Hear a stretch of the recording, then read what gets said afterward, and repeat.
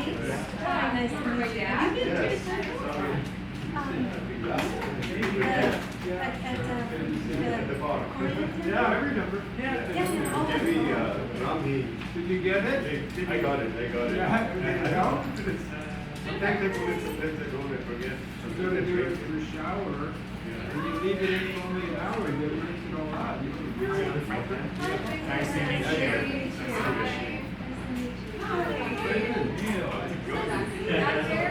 Okay. You live here or when you live now? You are actually working. Hi, Kabedi. And your children? Hayao and Kamahao.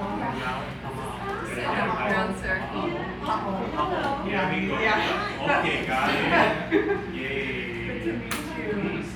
Wherever you feel comfortable. Thank you. Yeah. How long are you here? How long are you here? Oh, I'm only here till Tuesday. Oh, we saw you, we went to the film movement and then you invited me. Oh, were you with Iska? Yeah. With the car. She saw us when we were stuck in that traffic. Yeah, that was. Oh, you were in the car there too? Yeah, that was, You saved us. Yeah, we got out of that traffic really well. I know, it was crazy. Oh, thank you. What's that? Yeah. Sorry. So that's me. I'm the slippery hand over here.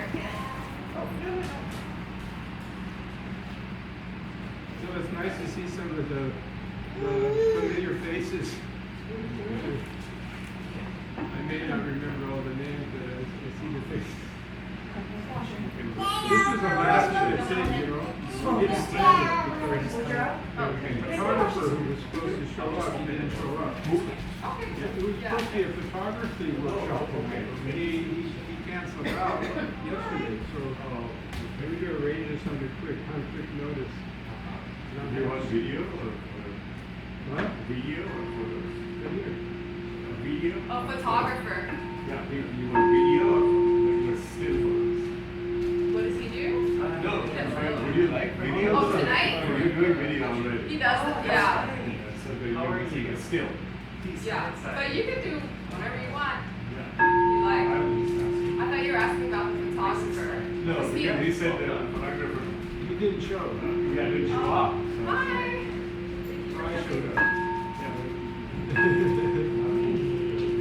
Cell phones.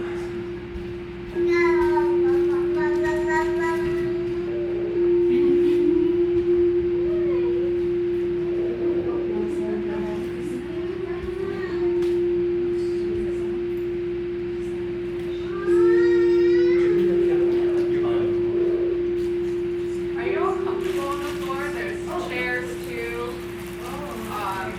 And I can see we have cushions.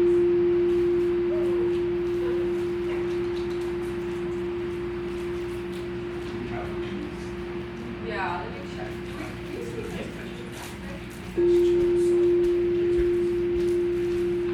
There's room for two on this too. Comfortable?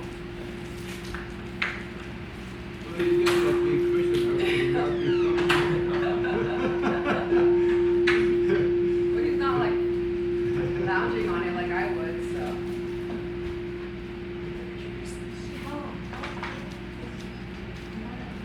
You guys want it? Yeah.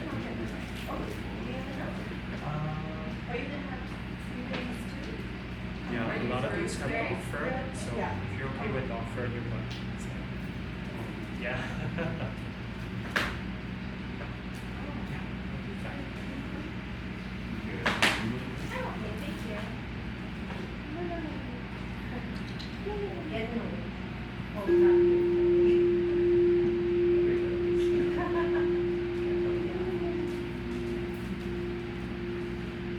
So our friend Kabeki over here, she makes these essential oils. And this is room spray. What's in this one? What is that one? Is that Journey? Sunday morning. Oh, okay. So Sunday morning is like when you wake up on a Sunday morning, that's how it's supposed to make you feel, where it's like you're just ready to either go hang out with your friends or you're ready to relax. It's like that Sunday feeling of Sunday. If you can smell it, It's really subtle. I don't know. Oh. Spray, like maybe spray a little more. I don't know. Did you shake it? So it has like cedar wood, sandalwood, orange. It's perfect.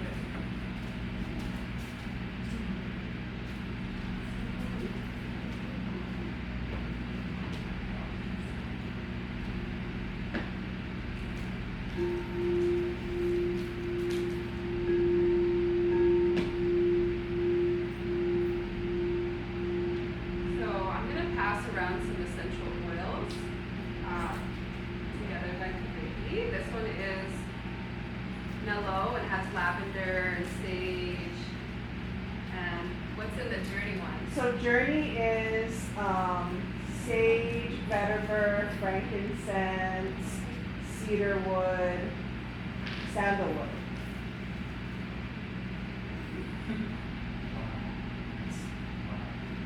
Can you smell? Really? Oh, I'll just let you roll it on your wrist. And actually, I'll demonstrate the way that I like to use the essential oils.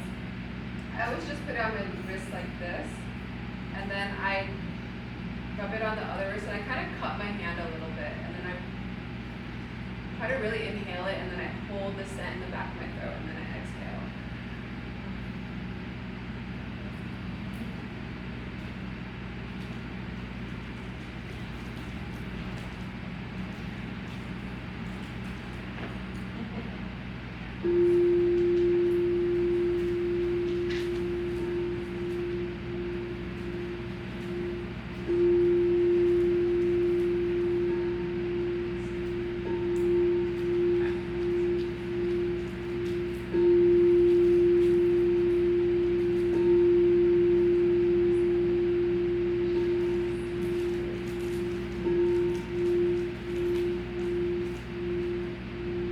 Can I try to turn off that light and dim it a little bit?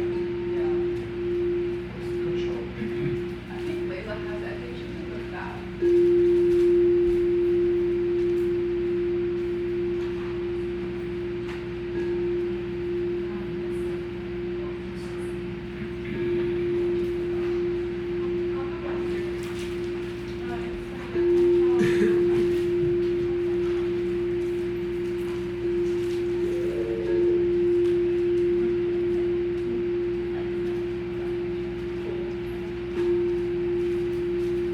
It should be like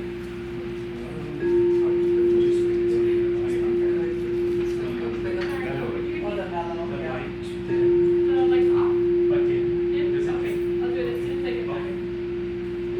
And then, your friend is coming in a couple minutes? We'll just wait. When are they coming? Like 5 minutes? 6:30?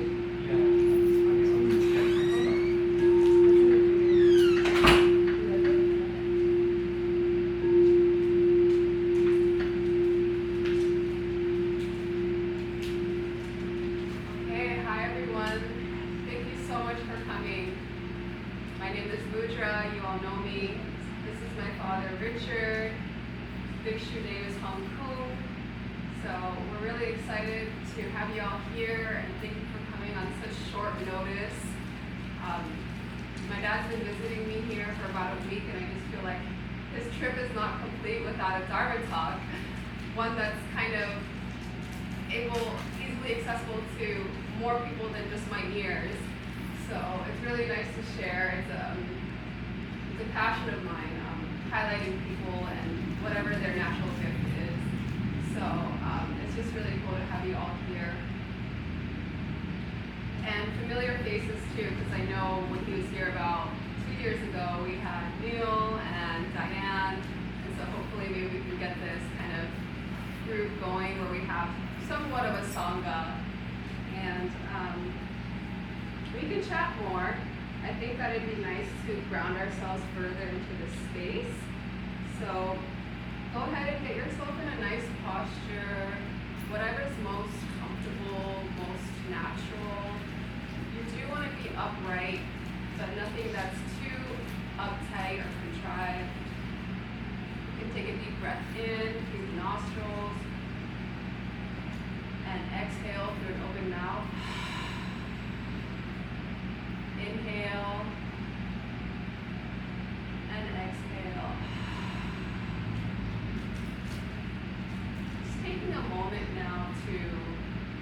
check in on your body.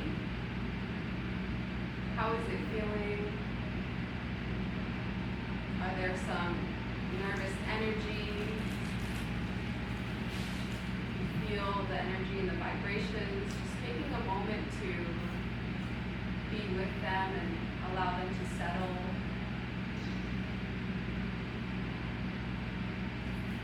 Breathing naturally.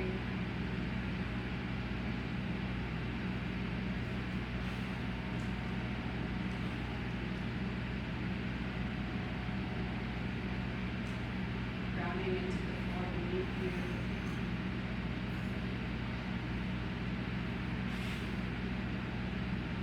Just arriving.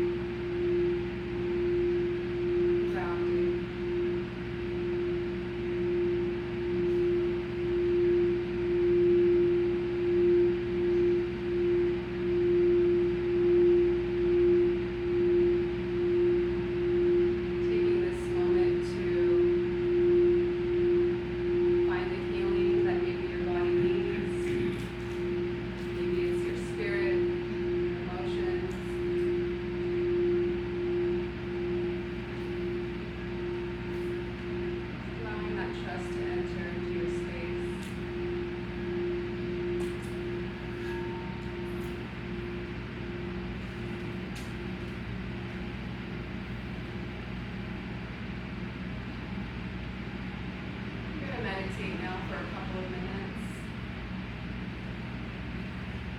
Putting our attention on our breath, each inhalation and exhalation.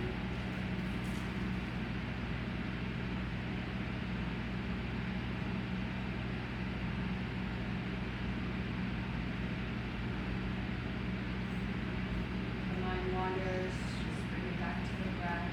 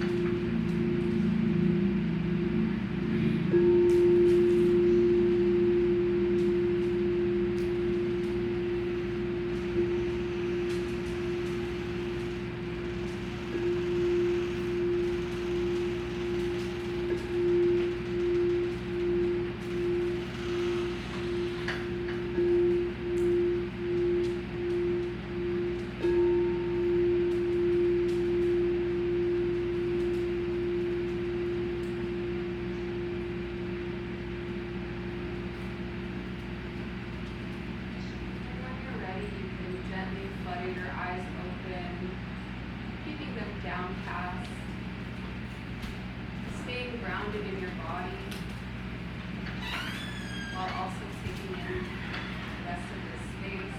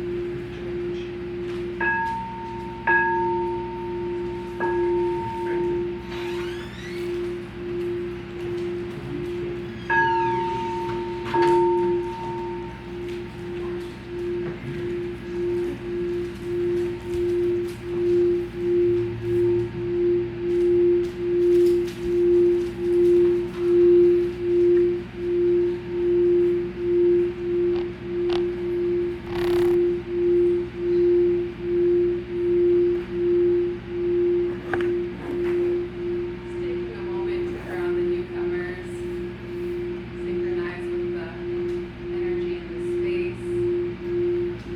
Just taking a moment to settle the energies in our bodies.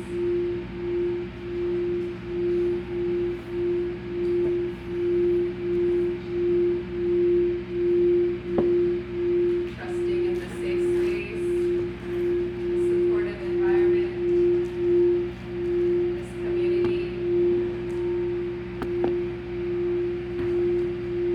Community of people seeking connection, healing, love, passion, gathered together to learn all these great virtues and see how we can incorporate them in our lives.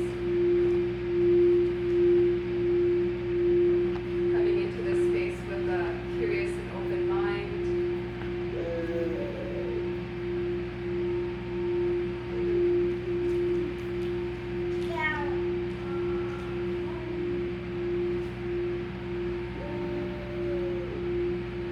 Maybe Buddhism is not your religion, but maybe there's an interest to learn the teachings.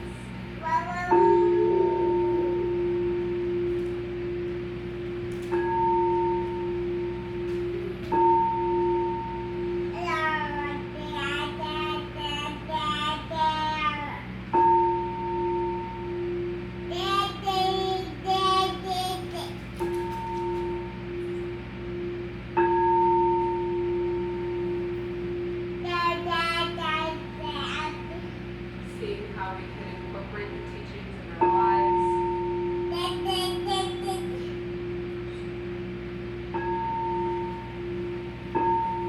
Taking in what we taking in what we understand and letting go of what doesn't make sense.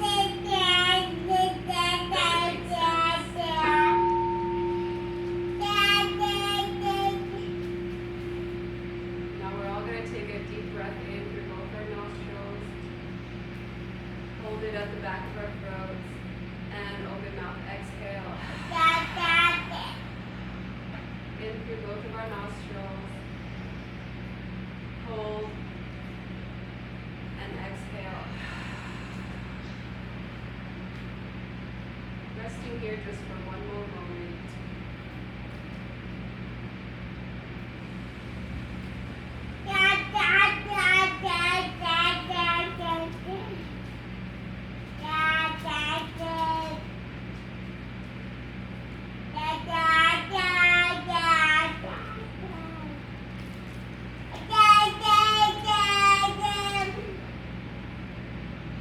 So again, thank you all for everyone who is here. My name is Mudra, and this is my father, Richard, also known as Hung Ku during his former monk years. And we don't really have an agenda for today, we just thought it would be really nice to create the space of like-minded people with like-minded interests. Anytime I'm with my dad, I take all the opportunity I can to pick his brain. I have lots of questions about the Dharma, philosophy, and personal growth. So I thought that it'd be nice to start sharing the conversations that we typically have on our own with others. So it's an open floor and Q&A also. So if you have questions about meditation, if you have questions about your own practice, feel free to bring it up in this discussion. But I'll just get us started by asking my dad a little bit about his background and how he got started in meditation. I just want to say that the best meditation teacher is listening to the last 2 minutes. That's a real teaching. And when I studied with a Chan master for 10 years, and in a very, very, very strict monastery. He was the lineage holder of Chan, which is may know as Zen, but it's Chinese. And in our monastery, one of the unique things were the kids ruled. You know, they could do anything they want. We got little ones like that, and all different sizes. And my teacher, Master Xuanhua, he would always have a butterfly sleeves, you know, those big Chinese robe butterfly sleeves, and it would be full of little candies. And so that wherever he walked, all the little kids with like little chicks followed behind him and reached his robe with little candies. But it was more interesting to see how he really actually appreciated the kids as a teaching tool for us monastics and the people that came in from the streets. We'd have Chan sessions in the monastery. Our Chan sessions were brutal, to say the least. They, in the early days, they began at 3:30 in the morning to midnight. 1 hour sitting, 20 minutes walking, 1 hour sitting, 20 minutes walking, midday meal, and one lecture for 1 hour by my teacher. They would go on for 6 weeks. So these sessions were really intense. And the kids could run around while everybody's, you know, so-called meditating, because that was part of the training, that you really have to be connected with the real world and not create an artificial environment. And it was so the kids would run around and make a lot of noise, and sometimes some of the people that came in from the streets would complain about it. We were used to it as monks, but some of the volunteers and some of the lay people that would visit, they would complain and they didn't want to come and visit, you know, like, what's going on here? Chan session going on, there's kids running around. But my teacher never budged on that. And it's one of the reasons that the people that he trained learn how to meditate, because you don't learn how to meditate in a so-called perfect environment. You learn how to meditate in the real world, what you're going to encounter. Another example was we had a Chan hall, and separate from the Chan hall by a wall was a front office where people would come in and they'd buy books and they would do various things. And during off hours, you know, I would meditate in the Buddha hall. Some people would meditate, other people would join me in the Buddha hall when they were between whatever work they were doing. And we really loved our Buddha hall because it was really quiet. And so the master saw that we were really loving that Buddha hall, maybe a little too much. So he broke down the wall between the office and the Buddha hall, had it torn down. And so everybody that came in, if you were meditating in the hall, you heard them, unless you were really meditating. Then it didn't matter. And so it was a real annoyance for some people, but you know, if you had a little skill, you wouldn't even notice it. And so I was raised like that. That's the kind of meditation I grew up on. And one of the lessons I learned really early on, because well, I was born in New York. I was raised in from 7 to 14 in Las Vegas, and then in Santa Monica. And I used to seek quiet places too. And I used to think that quiet places were better. But having meditated in caves and in jungles and in mountains alone in quiet places, there's all sorts of distractions that are way worse than the cities. You know, like you think you're going to have a quiet place in a cave. In a cave in South India where I was meditating, an 18-foot cobra came in the front of the cave.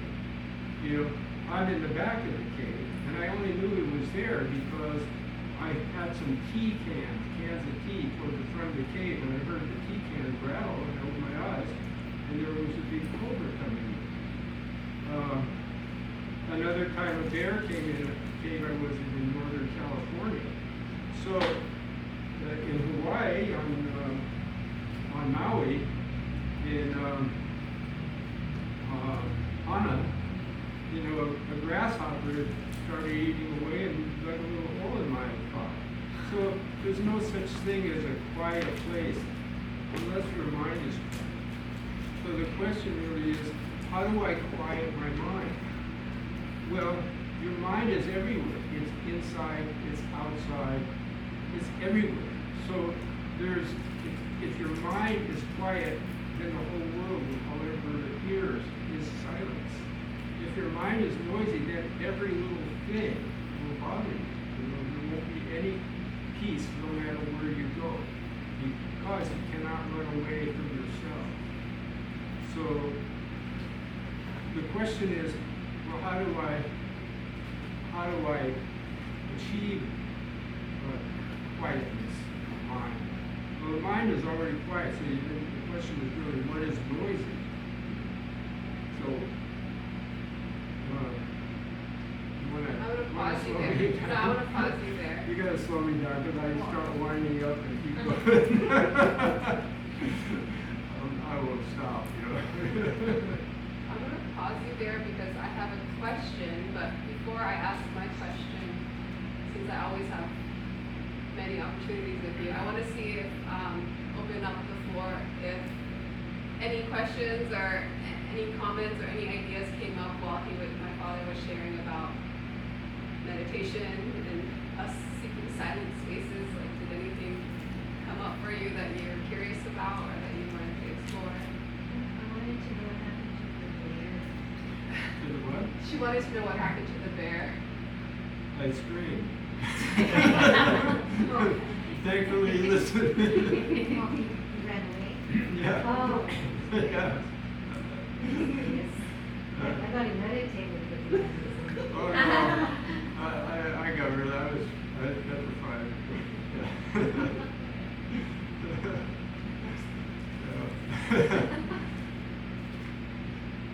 I might have meditated. That was when I was quite a novice monk. It was my first or second year, and I took a vow to spend 1 year in the wilderness and not bring any food with me and try and scavenge whatever was around and not bring any shelter or anything, tents or anything.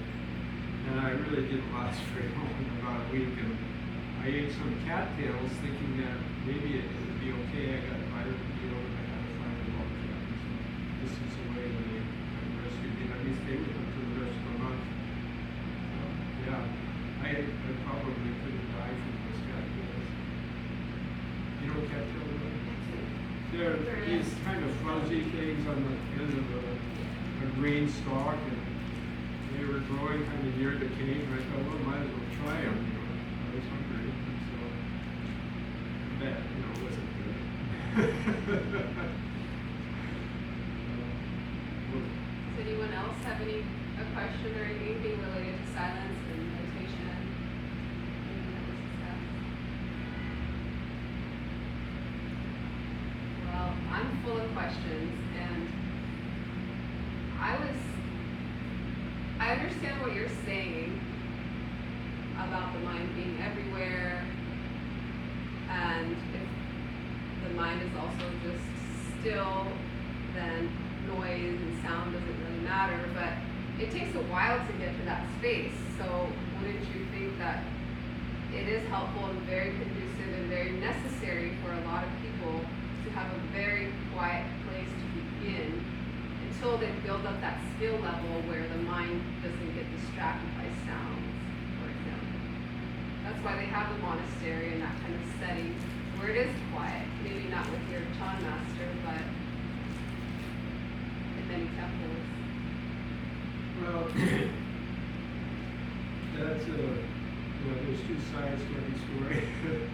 So that's another side of the story. And the story goes like this. Like part of building a personal practice is to kind of imitate what a monastery does in your own environment, because monk's life isn't for everybody, and neither are monasteries for everybody. Although I suggest visiting a monastery on a regular basis, like once a week or once a month. But generally, to get anywhere in meditation, one of the most important things is consistency. And this is something I've given quite a bit of thought to, how to create personal practice, how to be consistent. And there's a lot of adjunctive supports to meditation that really make a difference. One of the main ones is, and that I have personally followed all my life, is to have a place in your home, in your apartment, in the space where you live, that is a dedicated spot. It's a spot that you only use for that purpose of meditation. You'd be surprised how much a difference that can make. If you start sitting in there, if it's there, you'll go there. If it's not there, you won't. But it's surprising that how you will be drawn to that spot if it's there. It's such an easy thing to do, and a lot of people, most people up there, unless they're really practicing well, they don't really think about it. What difference does it make if I sit on the couch or sit in the living room, my daughter's bedroom, or in the park? We don't tend to think about it, but it makes a tremendous difference if a few feet, a square face. In my case, I've lived in garages, and I've had my own space. When I had some money, I had houses, and I had a whole room dedicated to the space. But I learned early on, even before I became a monk, that a space is really important. Simply because when your mind is kind of idle, you don't know what to do, you kind of think about, I'm just going to sit in that space. And that space, since it's only for the purpose of meditation or perhaps study, I always keep a few books in that space. You go there. It's just convenient. So having a space, is very important. I don't know if everybody here does that or practices that today. I know that some of you have been practicing for a long time.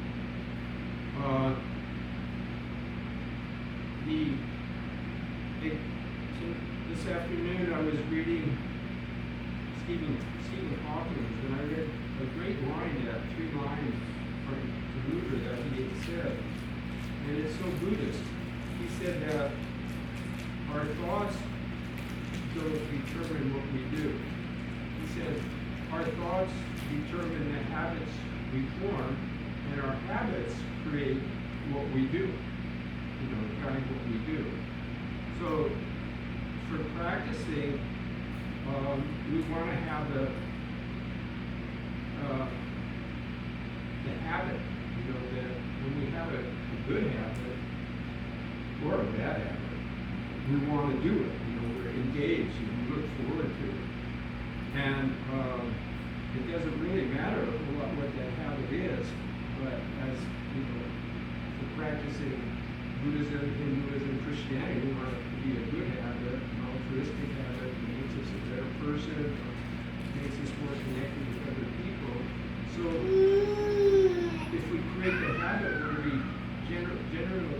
genuinely feel engaged with meditation, it's not something that we do, we impose on ourselves. It's something we cannot resist. We really thirst for it. That is very different. And it takes time. We have to have a consistent practice over a period of time, like Hawkins says, develop the habit, but the habit will guide what we do. So that means we create a kind of a normative in our life to begin with, where, well, yeah, we'll be forced for a while, but at some point it changes between, imposing a trip on ourselves to actually being drawn into it, like we cannot resist. We really want to. When did you notice that shift for you? Well, it took about, for myself, it took, well, for me it occurred long before I became a monk. I was surfing on the North Shore with a group of surfers, some of whom were some of the top at the time, and we surfed non-stop. This was 1963, 4 in North Shore, Hawaii. There wasn't like a big surf scene like there is now. We were dedicated surfers. We surfed all of the great spots: Sunset, Chum Creek, Maria Bay, Waimea Bay, Pipeline, all that. But as everybody knows who surfs, and even those who live near the water like all of you, there's not always surf. So luckily I was with a group of surfers that figured out, well, when there's no surf, what are we going to do? Go pounds an hour drive. So we all started meditating in the jungles. And at that time, believe it or not, we had this Christian book written by a Christian mystic called The Impersonal Life by Joseph Brennan, who wrote an incredible book called The Impersonal Life, a small black book about this big and about 120 pages, and it was a recipe for how to meditate. And it was based on the Psalm of David, "Be still and know I am God." So all of us would go into the jungle, and when there was no surf, we just meditate for hours. And we all got pretty skilled in practicing meditation. And one day I decided, well, I realized that, okay, your life is going to go one way or the other. I mean, either you're going to hang out with your friends, they all became some of the well-known surfers at the time, and be a good surfer, or you're going to quit surfing and devote your time to meditation. So for me it was, okay, you got to go to Waikiki, sell your board, that's going to be that. So I went to Waikiki, put a $100 sign on my board. Like 5 minutes later, the board was sold, and that was the end of my surfing. At that time, I didn't have any money, and I was staying in Laea. The house burned down that I had with my 2 friends. So I wandered the beaches on Oahu and on Maui for 2 years, living off the fruit and the land and meditating all day. And after about a year, it was irresistible. I could not meditate. I meditated, 8, 12 hours a day, and on the pristine beaches and in the jungles, and it was a great time in my life. And then I realized the problem was that I had no teacher. So I thought, next thing you got to do is find a teacher. So after 2 years of that, I got a job on building the first hotel on the Big Island, and I rightly calculated if I earned $2,000, I could stay in India in Nepal for 2 years. And I got my $2,000, lived in India, lived in India a year in Nepal. And so shortly after that, I met my teacher. After staying with several other teachers that were world-class teachers, but there's something about teachers, you can be connected in different ways to really good teachers. So it's not a question of only finding a great teacher, so to speak. You have to find a great teacher that you really connect with. It's like a guy looking for a beautiful girl or vice versa. Yeah, there's a lot around, but you're not going to connect except in a very special way with maybe one.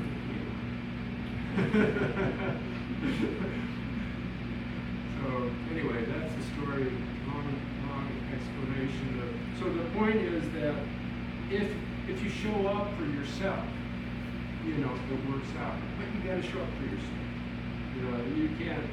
You know, you cannot stand yourself up. You know, like you can't like make grand plans and then not practice. So, and then all of those, you know, as a side note, the friends that I served with, they bought a restaurant in Waikiki and got into cocaine. One went into the insane asylum in Northern California. The other became addicted to, last I heard, cocaine. And one has the biggest macadamia nut business in Hawaii. He's fine.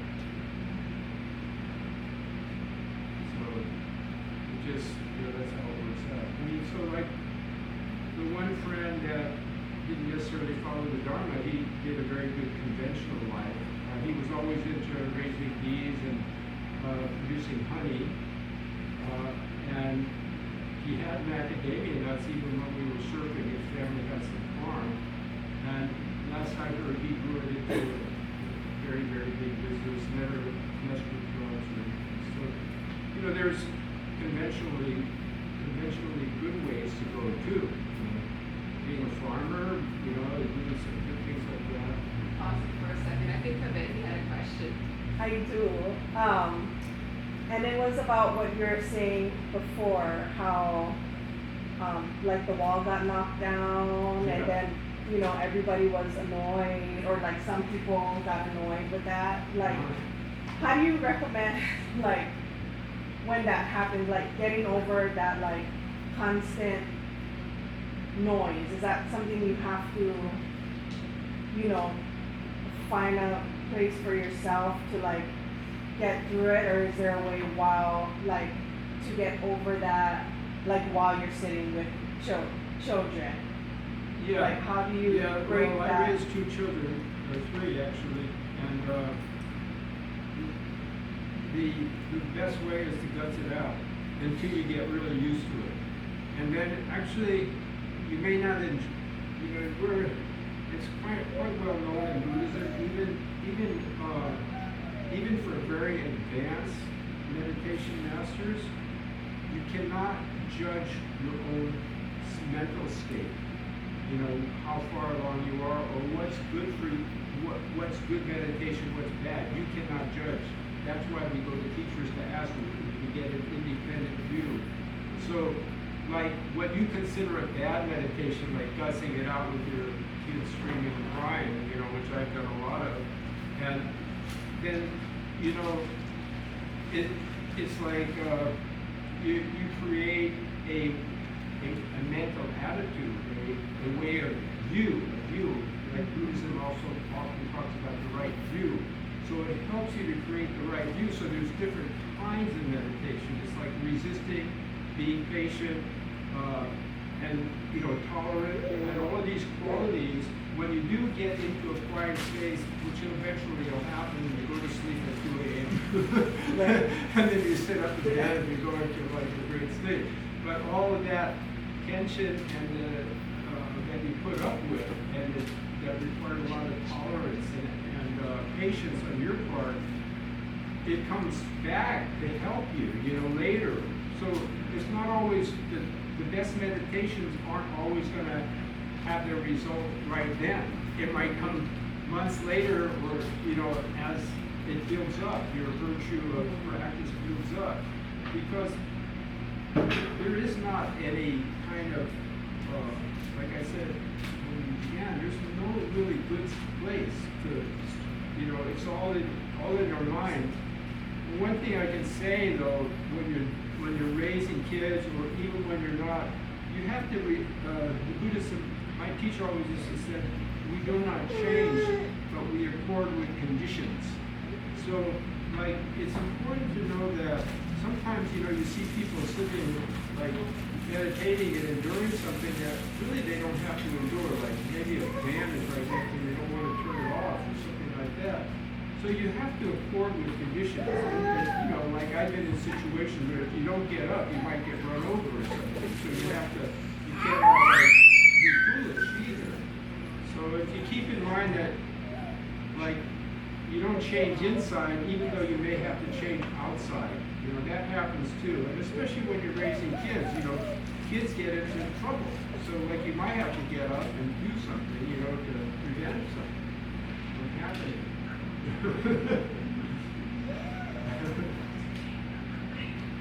Okay, you gonna come teach the class now? Come here.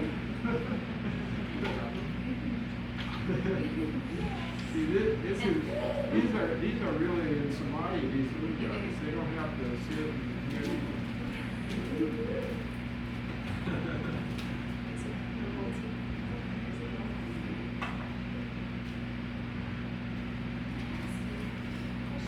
Yeah, but you have to speak up. My hearing is not so good. Sure. I think when you were mentioning your meditative sacred space, finding a space that's quiet and consistent, I heard you say that you do keep books near your location. I have my location that I do use consistently, but it is also a space of creativity. But creativity creates calmness. What's that? It's also a space that's utilized where I meditate for creativity, whether that's painting or poetry. And I'm wondering how your thoughts are. I just got the feedback. No. I had a feeling because you didn't mention creativity. You mean having the painting in the same space as the meditation space?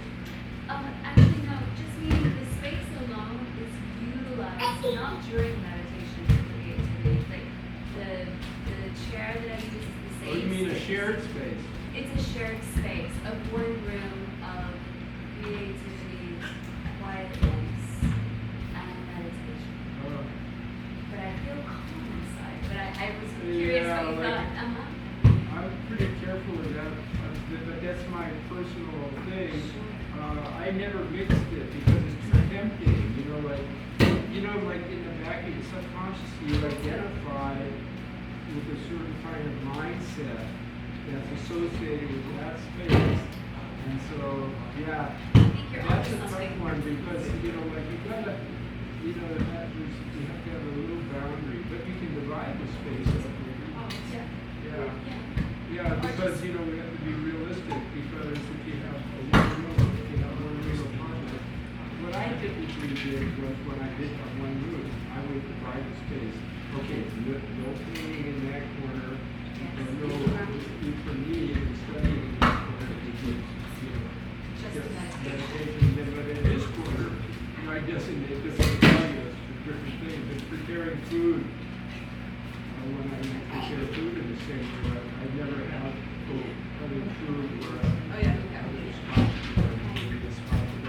it's a good idea because the mind is like a monolith.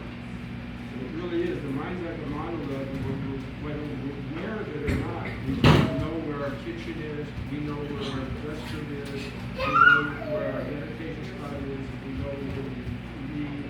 And so we start associating with it's a monologue. The mind works like that, and you'd be surprised how you can be drawn into different areas of even one room when you're really tuned in to what you do.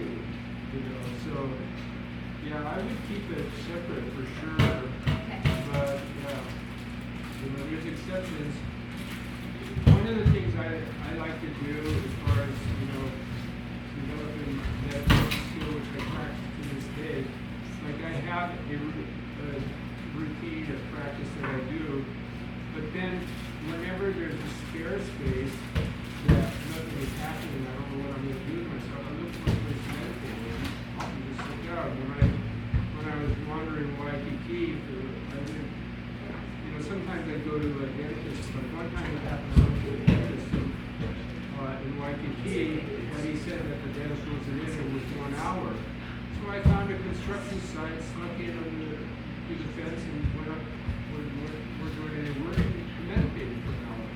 So the point is, there's lots of times when we have a few minutes, like 5, 15, or 20 minutes, where we can actually gain some spontaneous meditation, get a spontaneous meditation in, and it makes the mind pliant and adaptable to actually, when you do meditation, you can focus really quickly and not deal with a bunch of thoughts and clear your mind. It makes the mind really adaptable. So like, it's really good to do that. It's a good practice. Spare time, there's so much of it where we can gain like a little bit of skill, by focusing for like 10 minutes. And like Luger today said, well, we got a half hour before we're going, and I wasn't really doing anything, I just woken up, I thought, okay, practice some analytical meditation, ask yourself who am I, so I did that for an hour. And so that kind of makes you adaptable, it makes the mind pliant, because the mind should be pliant and easily adaptable to situations and thoughts and so forth. So a lot can be gained in spare time, really a lot. Yeah, spare time. Spare time is important because you can get yourself in trouble in spare time too. Be careful. Go both ways. You can do something good or not.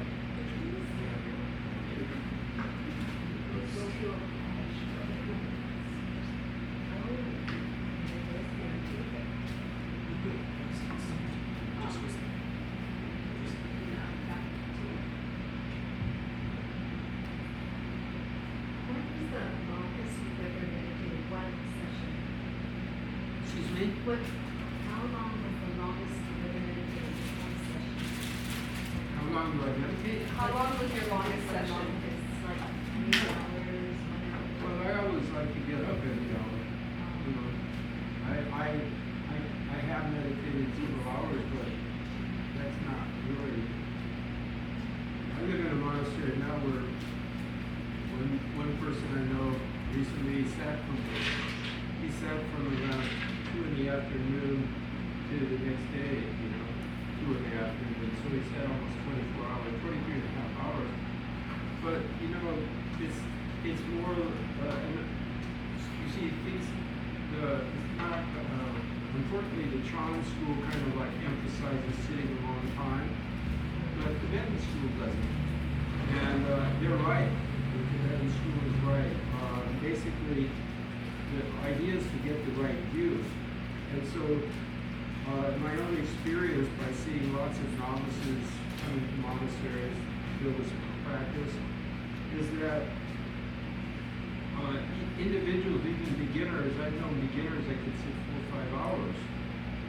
So, but the point is what kind of view? You want to have the right view, you want to be rightly engaged, right thought, right concentration, right mindfulness.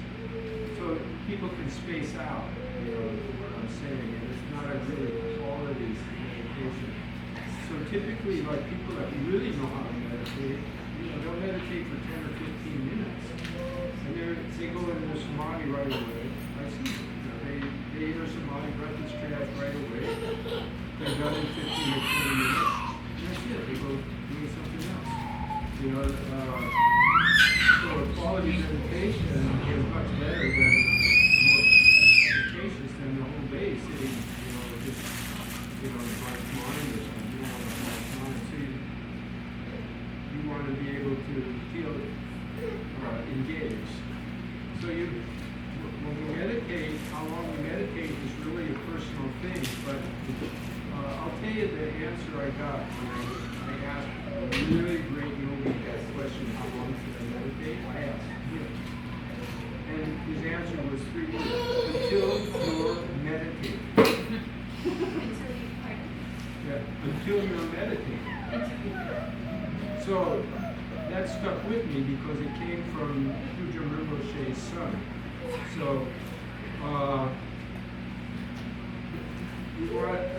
usually you try until you're engaged. Are you on your way? Thank you so much. Meeting you.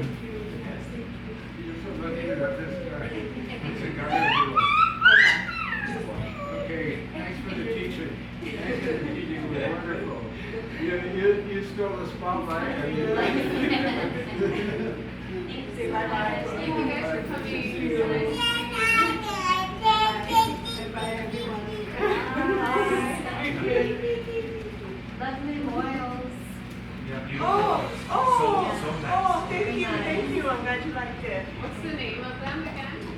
Guava Mama? Guava Mama. Yeah, oh, yeah, right off her hat. Yeah. I just,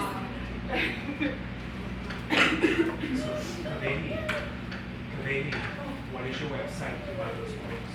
Oh, guavamamahawaii.com. Thank you guys. Thank you. Oh, no.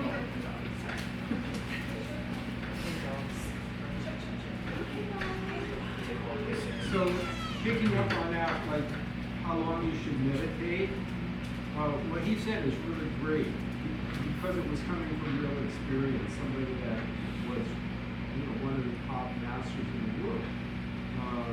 And his father was considered the top at the time when he was in leadership.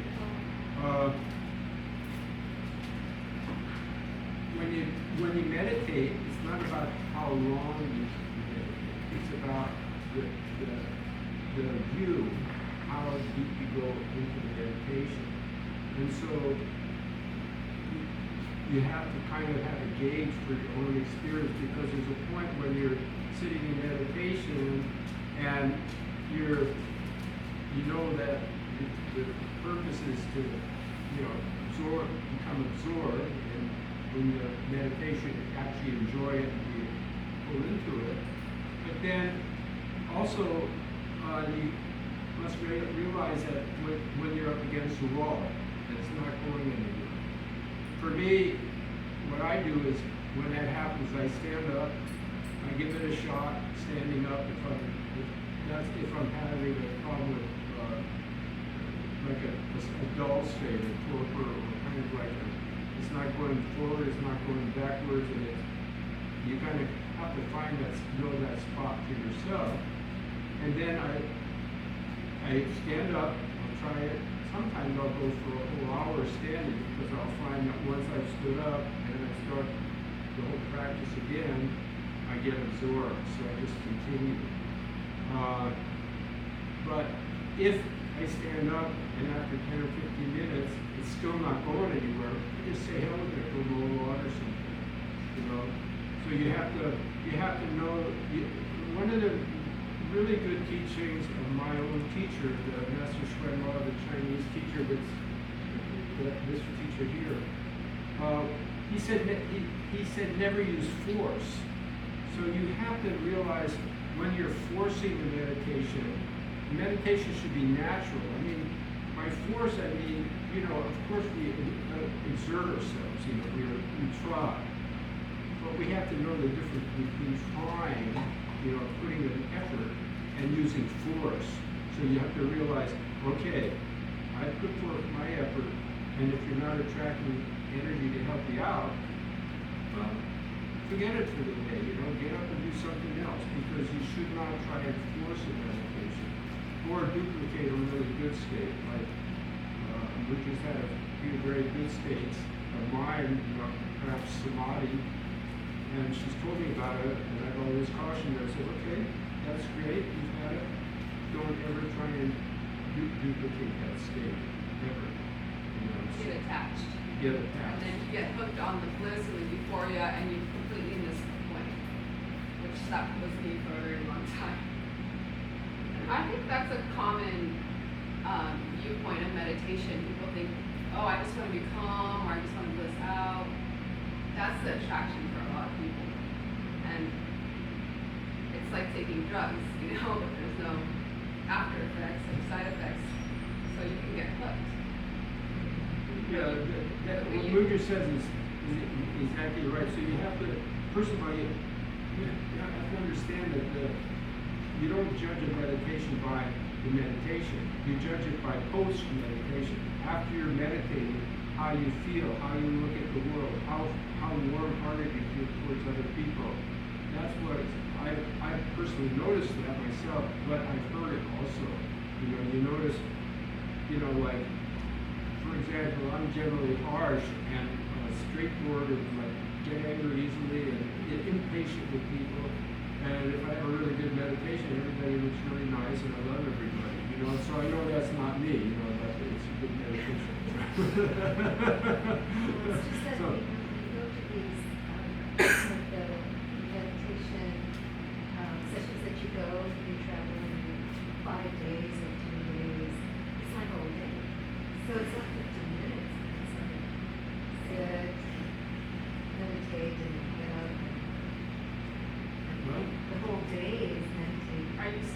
still kind of concerned with like your first question about how long to meditate? Yeah, Because you feel like because I the keep- retreat setting is a The little long for retreat, you. I keep hearing that for one's 30 days, another's 10 days, another's 5 days. And so there's something that the people are trying to achieve, but you're saying that really it is not the length, it's Yeah, those retreats are really just to make you realize they don't work. You know, that's the only thing they're for. These you know, it's all the time. 10 days, you know, silent retreats, 10-day all of the, Goenka, they do really, it's really great. And, I'm not denying that it's fantastic. We did our own meditation sessions too. But it's not going to really, it doesn't mean that that's right, because the natural state of mind is meditation.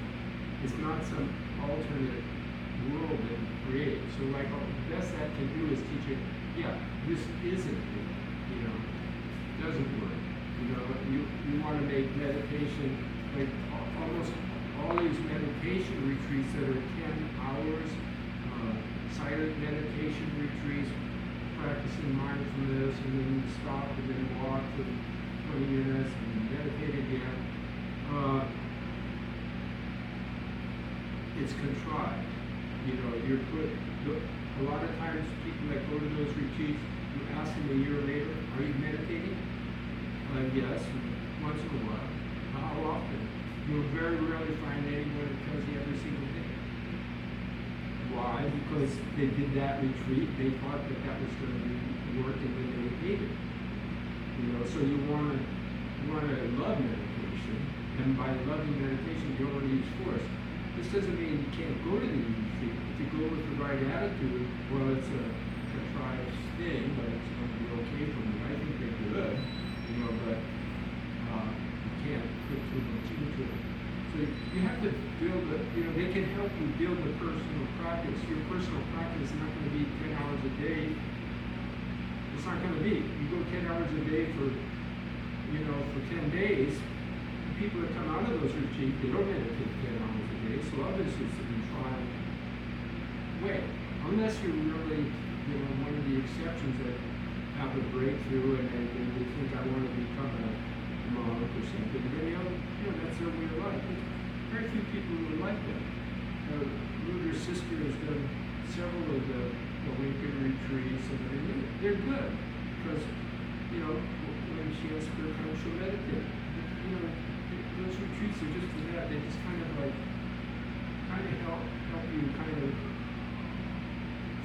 if you don't. If you do the retreat and you kind of let go, and right after the retreat you say, well, this 10 hours isn't for me, but I'm going to build a personal practice.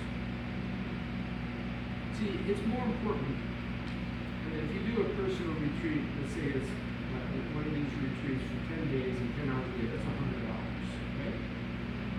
Yeah, 10 days, hour a day, no better, right? 10 hours. What is it? Yeah. No, $100. I have it. So you do $100, but if you did a half hour a day every single day in a year, you accomplish far more, and you wouldn't burn yourself out or anything else. So you do a half hour a day for a year, that's 150 hours, 50% more, and you're actually doing something that's going to last for your lifetime. Because if you do a half hour, even a half hour a day all your life, you can actually build and create like Stephen Hawking was saying, you create that habit. And the habits guide your actions. So you create the habit of meditating, and you really love it. Like when I first started, I hated 5 minutes, but after a while, I couldn't stop myself. When in person, an hour was easy, then 2 hours was easy. Pretty soon I was meditating way more. They put me in charge of the Chan Hall, because I could meditate 2 hours a day for months. So the thing is, I was an exception. Nobody else in the monastery could do that. So that was my path. But I saw a lot of people that had different paths. Do you want to talk about the Dharma paths? Because people think it's just sitting in meditation, but there's so many paths. In Buddhism, they say there's 84,000 Dharma doors, and that's just a number, but it kind of gives you an idea of how unique each individual is, and the way to enter in is really individual realized for you, so kind of finding what that path is, how can someone approach that? How can someone? Yeah, Mudra brought up a really important point because so far we've been talking about meditation as the path, but meditation isn't the path. It was my path, but it isn't the path, in general. The path that really works is a broad-based path. And Mudra and I were talking about that today. Like study, reflection, meditation, service is really big. Giving of one's time and energy. And I've known people that have been monastics all their life and cannot sit in meditation. And they realize it early on. So they involved in printing books, translation work, and as a monk, it's all not donation. You're not collecting any fee for the books you're editing and printing and maybe sometimes selling. So a really good practice is really broad-based. Like, okay, I meditate an hour a day, then I go, which I love to do, by the way. When I wasn't meditating, I always clean the temple. I love to do that. And the toilets, because nobody wanted to clean the toilets. And if you clean the toilets, everybody in the monastery loves it. They won't say anything bad about it. They won't even ruffle their feathers at all. so you find what you can do, like, okay, I can meditate effectively for half hour. Well, I'll go to the local monastery and I'll clean that for another hour, half hour. And then, you find different ways to seva, S-E-V-A, is really big. And those kind of actions support meditation. So when you practice a meditation path, you want to practice an integrated path that has many aspects that work together to help each other. So, like for example, mindfulness will help you a lot when you're cleaning. Where did I put that soap? Where did I put that broom? You don't know? Mindfulness. You're not mindful. So, in action, cleaning is one of the really great garden doors for mindfulness. Fantastic. I don't know of any better, except maybe gardening. So you want to do things that, helps someone else giving up your time. And that also, you're learning something about mindfulness without any selfish motive. You're not getting paid to clean the temple. You're not getting paid to cook for the temple or wash their dishes. And these are just there's not so many other examples. You could go to a local high school to your kids, learn something about patience, learn something about their lives. So, Buddhism teaches that. And I've heard the Dalai Lama and Krishna criticize Buddhists. I've heard it with my own ears because I've heard many teachings of his. He says that actually the Buddhists can learn a lot from the Christians. He says because the Christians really did a lot for the communities. They built hospitals, they built schools, and you can't deny it. A lot of these people have done incredible work with Christian missionaries. Have done a lot for society and for taking care of impoverished children. You name it. They've been involved in a lot of social work. The Dalai Lama says, they've earned a lot of merit that we haven't learned with all our book study, meditation, and emphasis on this. So some of that is changing, of course. There are Buddhists that get more involved, but generally the Buddhists fall behind even the Hindus and the brothers in that. Huh? They're from Taiwan. They're the ones Oh, that yeah. they're helping them out. You mean Xing Yun's organization? That's the one in the Kaneki, I don't think my dad would know. What's that? You're just mentioning a temple, Buddhist temple in Hawaii that does a lot of the service work, and I think Thich Nhat Hanh actually kind of got everybody into that movement, and he calls it like empowered Buddhism or something. Like and he kind of really revolutionized that and got the Buddhists off their butts and not the Christians. But that was basically. Yeah, the Xing Yun also did. The Buddhist master Xing Yun, who was the abbot of Oolong Shan to the Buddhist organizations that are much better than others. Tibetans really fall behind that. It's understandable because of the situation in the refugees. But, I mean, the Dalai Lama has criticized Tibetans too because they do not get involved in that kind of thing.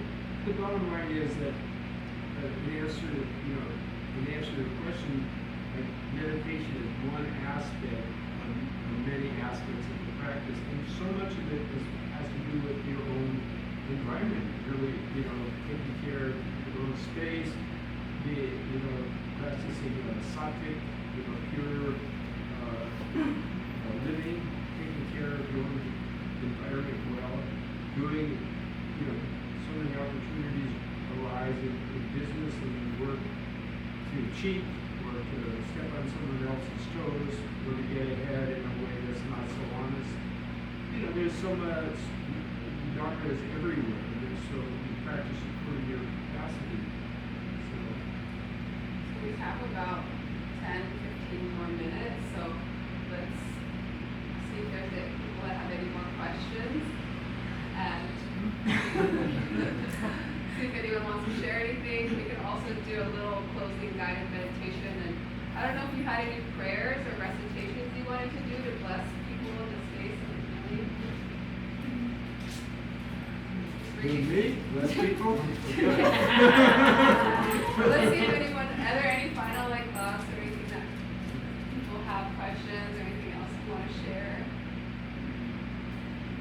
Anybody have any disagreement?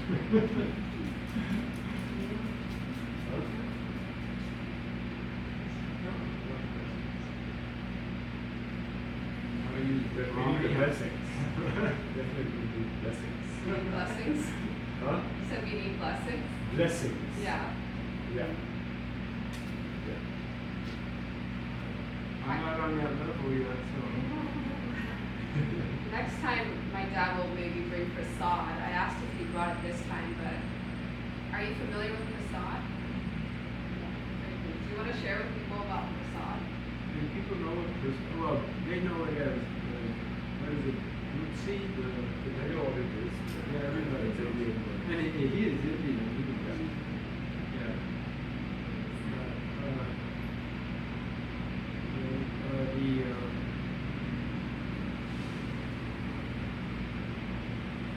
Actually, if you want blessings, the best way is to listen to a enlightened master's voice. So that's what I would suggest. Or reading his books? Because my In India, any senior person like you, at least older than us, maybe I'm senior than others here, but you are of senior. So we see blessings. We kind of touch their feet. Anything senior, we just touch their feet. It's blessings. Blessings. Huh? He's yours to I love. mean, I'd love to do that. I'd love to. And we touch the feet and, like that. yeah. Well, come.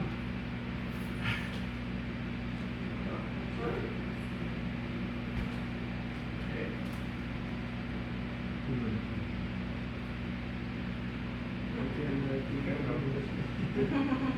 I appreciate that because it brings me back to India. I don't have to go far to get Try to to teach that to my kids. And Thank you for the so present. resistant. My kids, I tell them, not here, but when they visit my mom or their grandmother, that's the feet. It's just a cultural, it's just giving respect, right?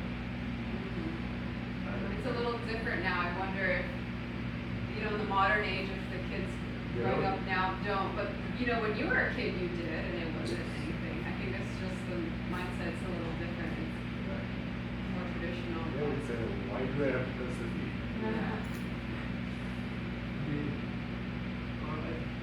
Actually, except that it's done for me, but it's done when you touch the feet of a master. It's really a symbol of, I've been beneath your feet, you know, and it's a great, seeking blessings in the presence of the real master is very, very wonderful.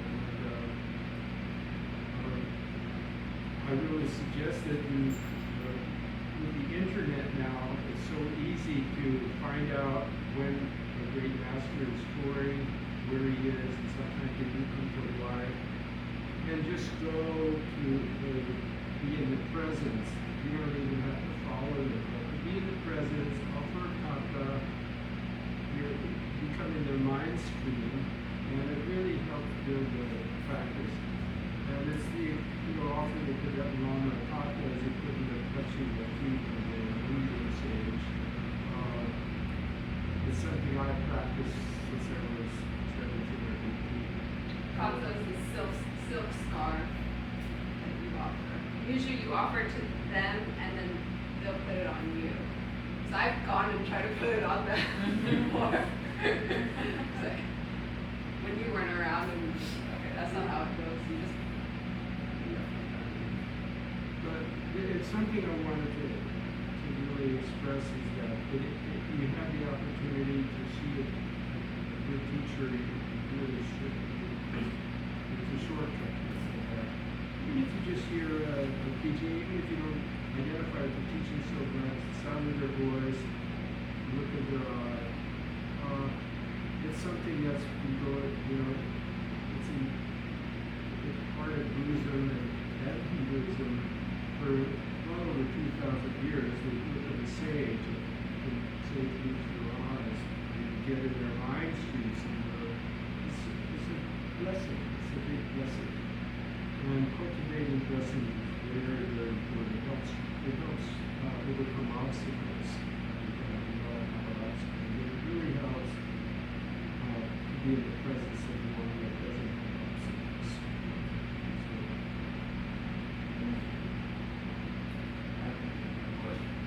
It sounds like you're very open to many different paths, many different schools of Buddhism. So I was just wondering what you thought of the advantages or disadvantages, or what schools of Buddhism were good for certain kinds of practices. Well, that's a good question.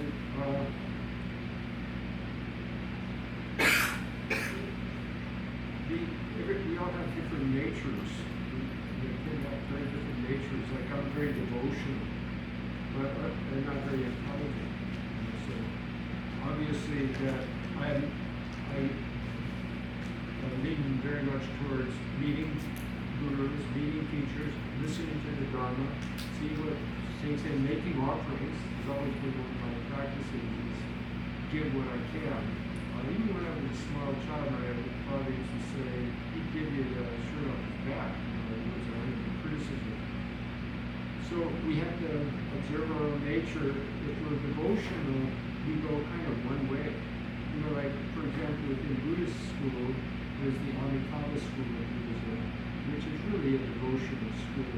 If your devotion is real strong in you, then that's a school. If you're more intellectual and more acute intellectually, then Chan or Dzogchen, Mahamudra is better, much better.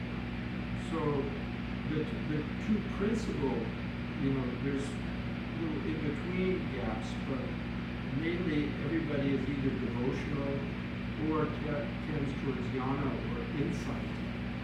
So either you tend towards insight and you cultivate insight, or you cultivate blessings, which would be a devotional school. And that is, that's what each individual has to observe in their own mind, what attracts them the most.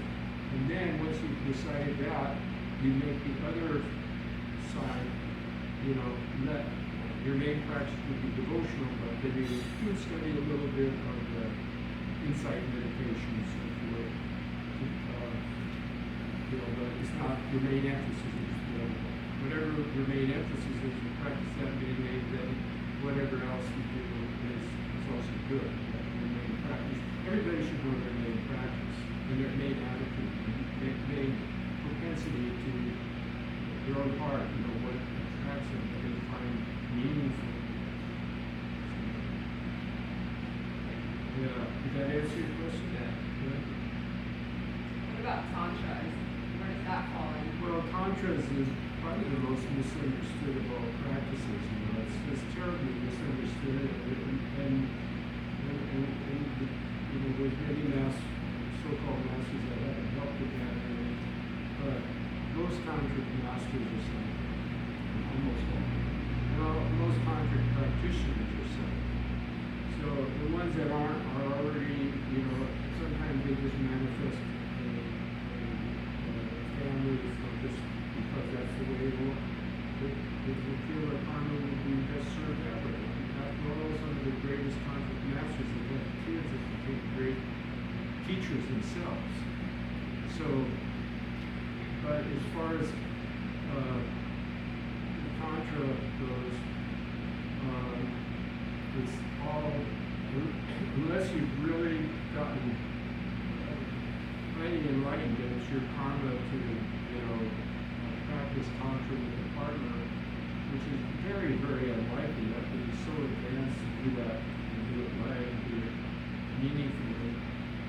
It's just misunderstood. The best way to understand tantra or practice tantra, when I practice tantra, is to just understand that you can practice tantra by yourself. You know, it's basically turning around negative energy, negative emotions, strong desires, turning around hatred, turning around lust. So a person with really strong lust or really strong anger, if he wants to practice tantra, it's actually a benefit to have strong hatred or strong lust or strong greed. If you really practice tantra properly and talking to the guidance of the teacher, he can, because those desires are so strong, he can turn it around and actually make it work for you. So it's really powerful that way. And that's the way tantra is, you know, the main practice of tantra is just turning around negative energy and strong desires to, you know, after all, if you yoga, you can turn those things around and make them work for you. And of course, yogis like no rep to turn freezing cold around and generally heat up cold. And tantra is good if you don't get caught up and think it's about sex or something, you know, like to serve your gross desires or animal desires, which unfortunately that's the way it's understood in the Western world. It's too bad. It's very much misunderstood. I mean, Dalai Lama is probably the most well-known tantric master in the world, and he was a single Kalachakra tantra is given like 50 times to audiences of 100,000, and the symbolism of that is two deities in union. Then you have a celibate teacher. But it tells you the whole story. Do we have any final questions?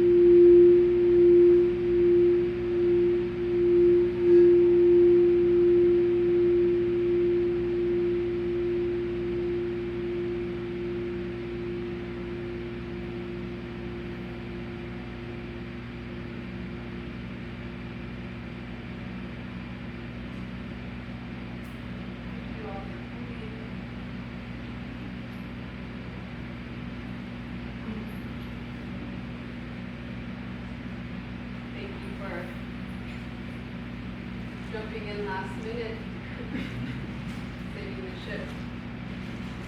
It was fun.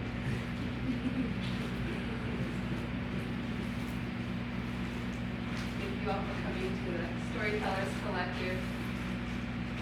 We like to host creative events, workshops, space to gather and create community. So if you're interested, feel free to reach out.